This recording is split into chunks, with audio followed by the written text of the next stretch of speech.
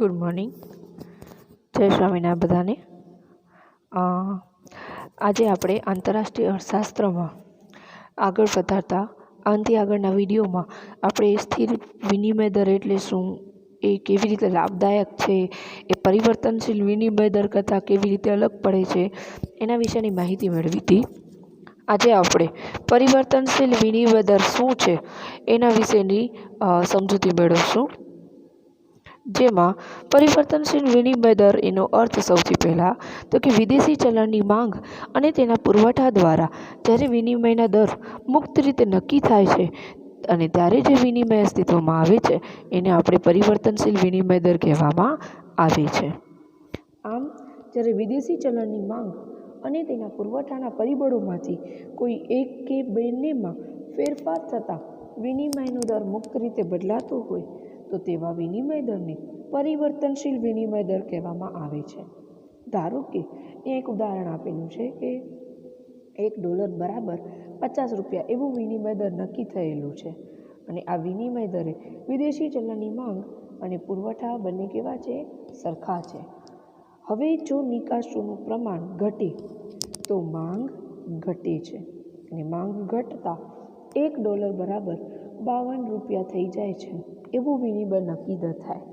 તેવી જ રીતે આયાતોનું પ્રમાણ ઘટે તો આયાતોનું પ્રમાણ ઘટવાના કારણે ડોલરની માંગ ઘટે છે અને આથી સંભવ છે કે $1 બરાબર 39 રૂપિયા નક્કી થાય અને આ રીતે નક્કી થતો વિનિમયનો દર પરિવર્તનશીલ વિનિમય દર કહેવામાં આવે છે.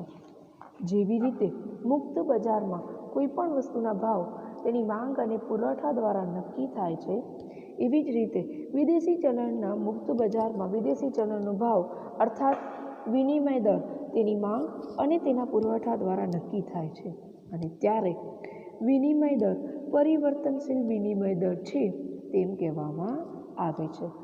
ટૂંકમાં ટોપિક સમજાઈ જાય એવું છે. આગળ જ્યારે આપણે સ્થિર વિનિમય દર જોયું તો સ્થિર વિનિમય દરમાં મુખ્યત્વે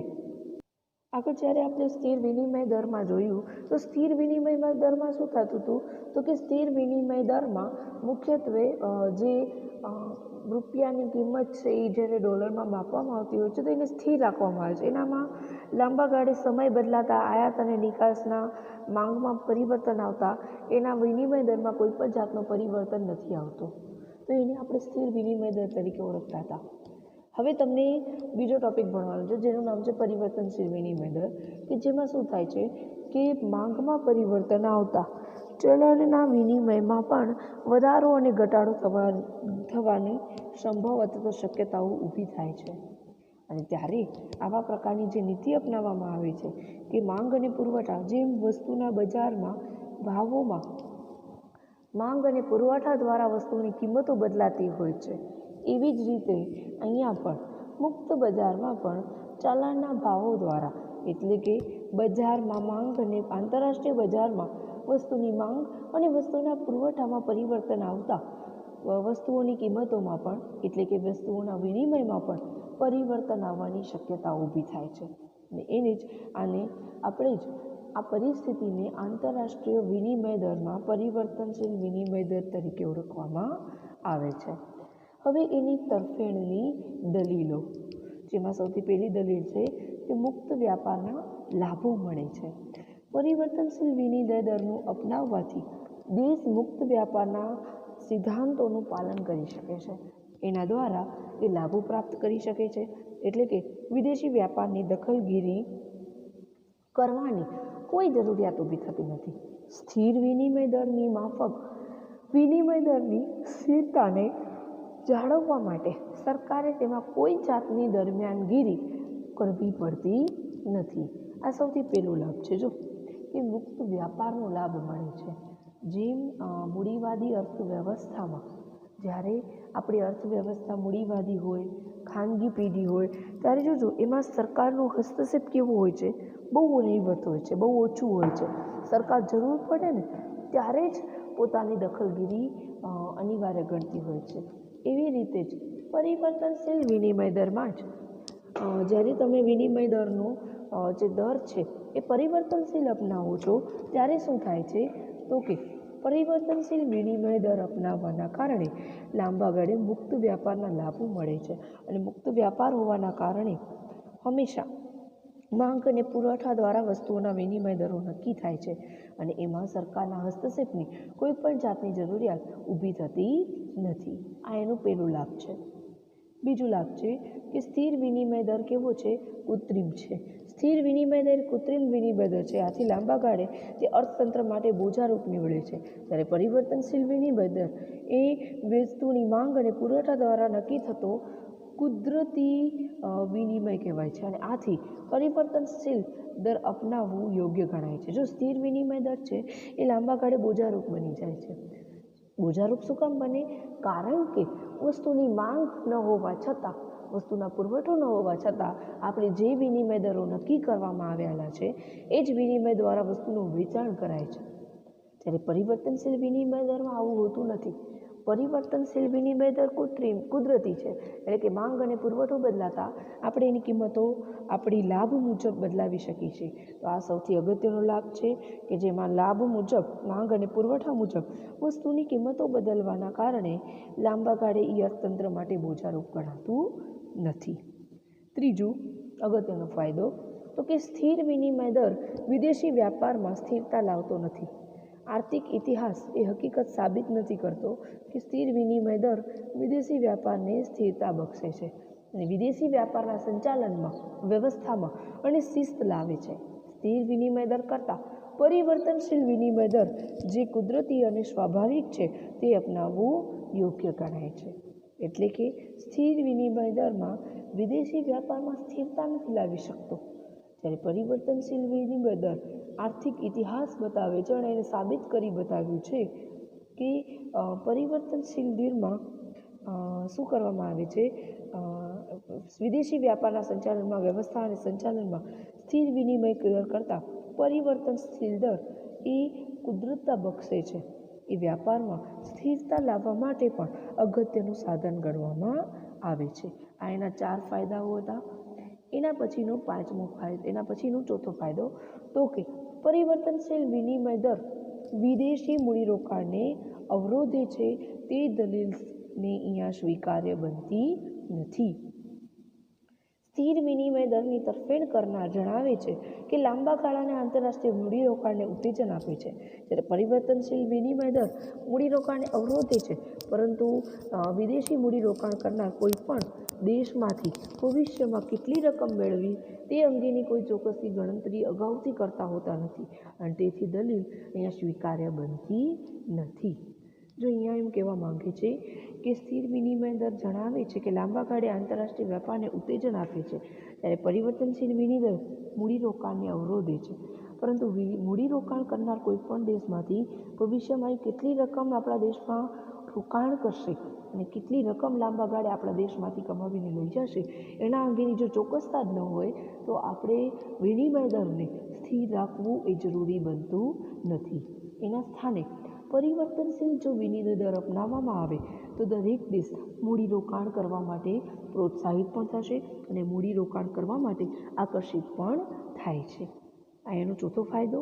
પાંચમો ફાયદો, પરિવર્તનશીલ વિનિમય દર ચલણ બ્લોકને તોડી નાખશે તેવું ભય ખોટું છે કે કોઈ પણ ચલણ બ્લોક માટે સ્થિર વિનિમય દર અનિવાર્ય નથી અને તેથી પરિવર્તનશીલ વિનિમય દર ચલણ બ્લોકને તોડી નાખે એવું ભય ખોટું છે. આવા બ્લોક કે ક્ષેત્રનું અસ્તિત્વ આર્થિક, રાજકીય કે ભૌગોલિક કારણે પણ આભારી હોય છે. સ્ટર્લિંગ બ્લોક, પરિવર્તનશીલ વિનિમય દર આ પ્રકારના ચલણ બ્લોકને હાનિ પહોંચાડે એવું યોગ્ય નથી. કોઈ પણ ચલણ બ્લોક છે, કોઈ પણ ક્ષેત્રનો જ્યારે વિકાસ કરવાનો આવે છે ત્યારે એના વિકાસનો આધાર માત્ર ને માત્ર આપણો વિનિમય દર ઉપર નથી હોતો, પરંતુ ચલણ બ્લોકના વિકાસનો જે આધાર છે એ રાજકીય હોઈ શકે, સાંસ્કૃતિક હોઈ શકે, આર્થિક પણ હોઈ શકે. તો એને માત્ર ને માત્ર વિનિમય દર દ્વારા અપનાવવું એ કહેવું અહીંયા ખોટું ગણવામાં આવે છે. એટલે કે કોઈ પણ ક્ષેત્ર છે, ઉદાહરણ તરીકે ખેતી ક્ષેત્ર છે, તો ખેતી ક્ષેત્રનો જ્યારે વિકાસ કરવામાં આવે છે ત્યારે એના ઉપર વિનિમય દર અસર નથી કરતા, પરંતુ એની ભૌગોલિક સ્થિતિ અસર કરે છે, એના રાજકીય વાતાવરણ અસર કરે છે, એના એની કહીએ ને એને આજુબાજુની આર્થિક પરિસ્થિતિ પણ અસર કરે છે. એટલે વિનિમય દર દ્વારા કોઈ પણ ક્ષેત્રનો વિકાસ કરવો એવું અહીંયા કહેવું એ ખોટું ગણવામાં આવે છે. છઠ્ઠો લાભ તો કે સ્થિર વિનિમય દર સટ્ટાકીય પ્રવૃત્તિને રોકે છે તેમ કહેવું પણ ખોટું છે. તે 1949માં થયેલું સ્ટર્લિંગ પાઉન્ડનું અવમૂલ્યન ચલણમાં નીચા સટ્ટાકીય પ્રવૃત્તિનું જ પરિણામ હતું. આમ સ્થિર વિનિમય દર એ આપણા સટ્ટાકીય પ્રવૃત્તિને રોકે છે એમ કહેવું અહીંયા ખોટું છે. તે દ્રષ્ટિએ જોતા પરિવર્તનશીલ વિનિમય દર અપનાવવાથી સ્થિર વિનિમય દર કરતાં કોઈ પણ મોટી ઉથલપાથલ થઈ જતી નથી. ટૂંકમાં એમ કહેવા માંગે છે કે વિનિમય દરો એ પરિવર્તનશીલ હોય કે સ્થિર હોય, પરંતુ આપણી સમક્ષ ઘણા બધા એવા ઉદાહરણો છે. ઉદાહરણ તરીકે 1949માં જે સ્ટર્લિંગ પાઉન્ડનું અવમૂલ્યન થયું હતું અને એના દ્વારા જે સટ્ટાકીય પ્રવૃત્તિઓ અસ્તિત્વમાં આવી હતી એ કંઈ ત્યારે વિનિમય દર સ્થિર હતો, છતાંય સટ્ટાકીય પ્રવૃત્તિઓ થઈ હતી.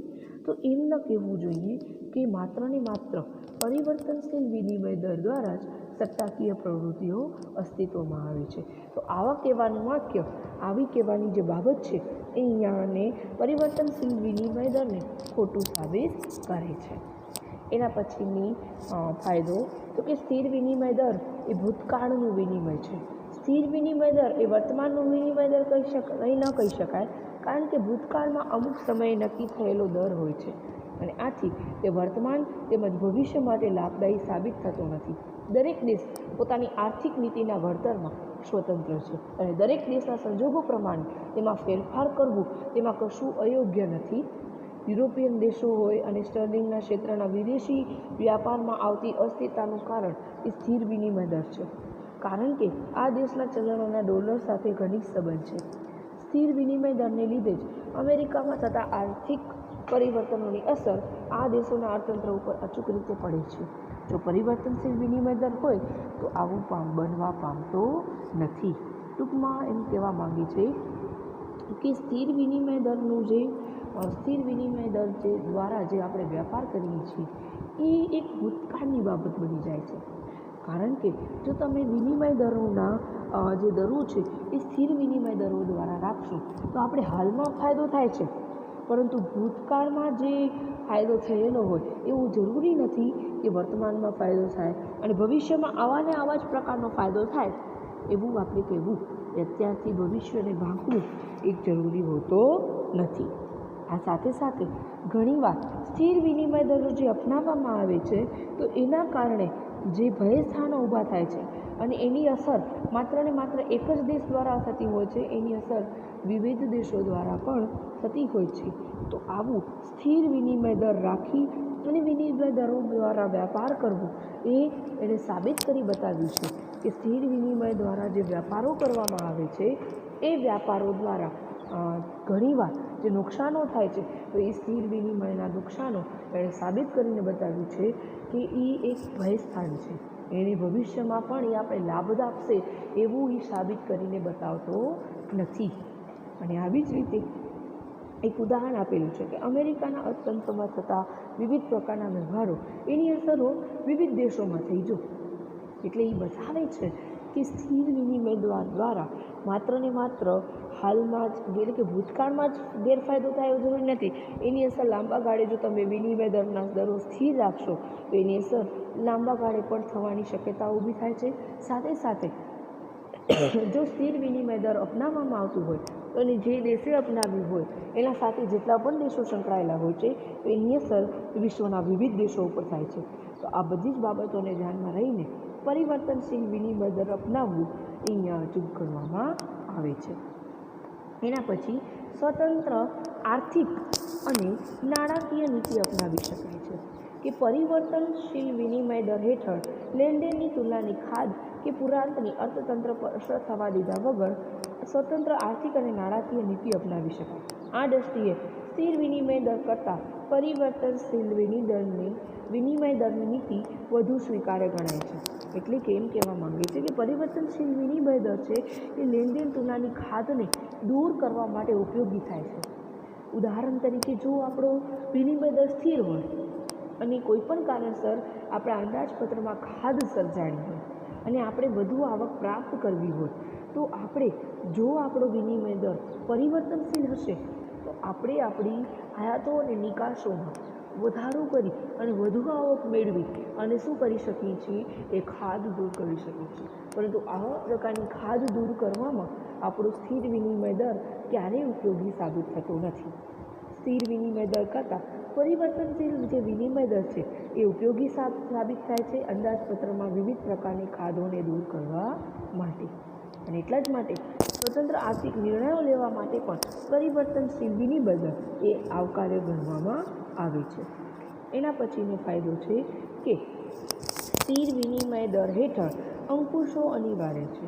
સ્થિર વિનિમય દર અપનાવવામાં આવે તો તેને ટકાવી રાખવા માટે કેટલાક અંકુશો જરૂરી છે. અંકુશોના ઘણા દૂષણો અને ઘણા ગેરલાભો પણ છે.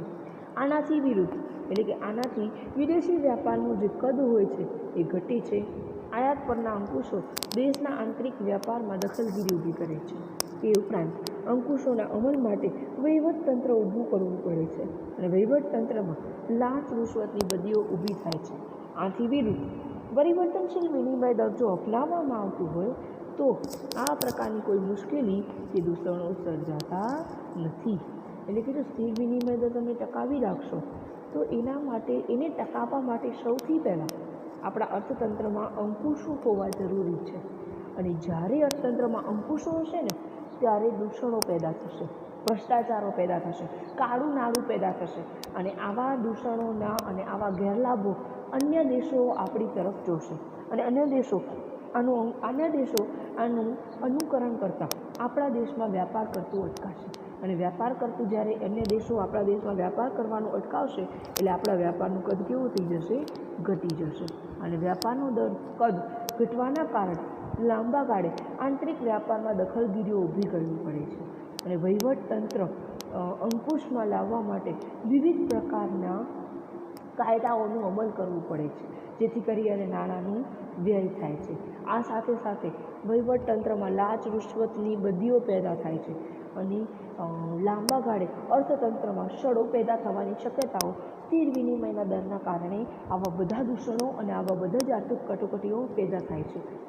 પરંતુ પરિવર્તનશીલ વિનિમય દરમાં આ પ્રકારના મુશ્કેલીઓ કે દૂષણો ક્યારેય સર્જાતા જોતા નથી. એટલે સ્થિર વિનિમય દરમાં અંકુશો હોય છે ત્યારે પરિવર્તનશીલ દરમાં અંકુશો ન હોવાના કારણે વિવિધ પ્રકારની આર્થિક સમસ્યાઓ ક્યારેય સામે આવતી નથી. એના પછીનો 10મો ફાયદો કે પરિવર્તનશીલ વિનિમય દર બહુપક્ષી વ્યાપાર સાથે સુસંગત છે. આજે મોટાભાગના દેશોમાં વિદેશી વ્યાપાર કેવા છે તો કે બહુપક્ષી છે. આ સંજોગોમાં સ્થિર વિનિમય દર અસંગત બની રહ્યો છે અને આથી બહુપક્ષી વ્યાપાર સાથે સુસંગત બની રહે તેવો પરિવર્તનશીલ વિનિમય દર અપનાવવાની હિમાયત કરવામાં આવી છે. એટલે કે વિદેશી વ્યાપાર બહુપક્ષી છે. અત્યારે એક પક્ષ દ્વારા તમે કોઈપણ દેશ સાથે એટલે કે એક જ વિનિમય દ્વારા તમે કોઈપણ દેશને એ વિનિમય દરને અપનાવવા માટે તમે એના ઉપર અંકુશ રાખી નથી શકતા. અને જો તમને વ્યાપારમાં વધારો કરવો હોય તો સૌથી પહેલાં તો પરિવર્તનશીલ જો વિનિમય દર જો પરિવર્તનશીલ હશે તો બહુ પક્ષો સાથે તમે વ્યાપાર કરી શકો છો. એની અનુકૂળતા મુજબ તમે વ્યાપારના દરો રાખી શકો છો અને ત્યારે જ વ્યાપારમાં વધારો કરવાનું શક્ય બને છે. અને એટલા જ માટે પરિવર્તનશીલ વિનિમય દર કરવાની હિમાયત કરવામાં આવી છે. અને આમ ઉપસાહર તરીકે એટલું જ કહી શકાય કે વિવિધ સિદ્ધાંતો અને વિવિધ વિદેશી હુંડિયામણોના દરની અસર કરતાં સ્થિર અને પરિવર્તનશીલ વિનિમય દરની ચર્ચા કરી અને આ ચર્ચાના અંતે બે દેશો વચ્ચે આંતરરાષ્ટ્રીય વ્યાપારને શક્ય બનાવવા માટે વિનિમય દરનું નિર્ધારણ કરવાનું જરૂરી જ નહીં પરંતુ અનિવાર્ય છે. આ દર કઈ રીતે નક્કી થાય છે તે સમજાવવા માટે અર્થશાસ્ત્રીઓએ વિનિમય દરના નિર્ધારણના સિદ્ધાંતો અપનાવેલ છે અને એની લેતી દેતીને દરો નક્કી કરવામાં આવે છે. સામાન્ય રીતે જે દેશ ખૂબ સમૃદ્ધ હશે તેવો વિનિમય દર ખૂબ ઊંચો નક્કી થાય છે અને જે દેશો પછાત હશે તેમનું વિનિમય દરનું કેવું થાય છે? નીચું નક્કી કરવામાં આવે છે. અને આવી રીતે આથી જ જ્યારે પછાત દેશો સમૃદ્ધ દેશો પાસેથી વસ્તુઓની ખરીદી કરે છે ત્યારે તેને વિદેશી ચલણના મૂલ્યની સામે પોતાના દેશી ચલણનું મૂલ્ય ખૂબ ખૂબ જ વધુ ચૂકવવું પડે છે અને તેવી જ રીતે પછાત દેશ સમૃદ્ધ દેશ પાસેથી પોતાની નિકાસ કરે છે ત્યારે તેના ચલણની મૂલ્યની સામે ઓછું મૂલ્ય પ્રાપ્ત થાય છે. અને આમ વિનિમય દર એ આંતરરાષ્ટ્રીય વેપારની મુખ્ય ધરી છે, જેની આજુબાજુ જ આંતરરાષ્ટ્રીય વ્યાપાર છે એ હંમેશા ઘૂમ્યા જ કરે છે. અને એટલા જ માટે વિનિમય દરને અપનાવવું અને એના માટે વિનિમય દર સ્થિર રાખવું કે વિનિમય દર પરિવર્તનશીલ રાખવું, એના બધાના તરફેણના લાભો અને ગેરફાયદાઓ આપણી સમક્ષ રજૂ કરેલા છે. આ વિડીયો જ્યારે પૂરું થાય છે ત્યારે આના હોમવર્કમાં તમે સ્થિર વિનિમય દર અને પરિવર્તનશીલ વિનિમય દર બંનેનો અર્થ અને બંનેના લાભોની તરફેણની ચર્ચાઓની મુદ્દાઓ મને લખીને મૂકવાના રહેશે. આના પછીના લેક્ચરમાં આપણે પારસ્પરિક માંગના સિદ્ધાંતની ચર્ચા કરશું.